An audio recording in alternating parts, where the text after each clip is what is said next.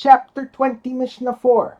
Mishnah 2 discussed a kneading bowl that developed a crack and is then used as a seat instead of a bowl.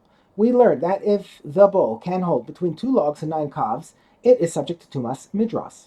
This Mishnah discusses how a bowl that holds more than 9 calves can become subject to midras.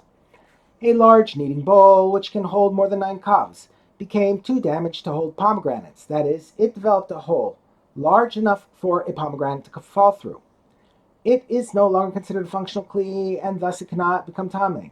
If its owner designated it for sitting on, that is, he decided to use the bowl as a seat, although he did not physically change the bowl in any way, Rabbi Akiva rules that the bowl can become tameh through midras. Since it will now be used as a seat, it is subject to midras. Another opinion. But the sages rule the bowl tahor until the owner cuts it in a way that makes it convenient for sitting on. The sages hold that intent is not enough to turn the bowl into a seat. It becomes a seat and thus subject to midras only if a physical change is made to designate it as a seat. The Mishnah discusses a case where the damaged bowl was put to a different use. If the owner made the damaged bowl into a trough for animals, it can become tameh through contact with tuma, just as any container can.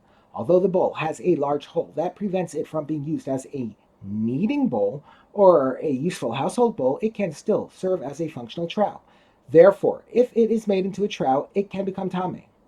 And even if he attached the trough to a wall, it can become tameh. Although generally, anything connected to the ground cannot become tameh, that rule does not apply to this bowl, since it was a functional kli before it was attached to the ground. Such a kli can become tameh even if it is connected to the ground.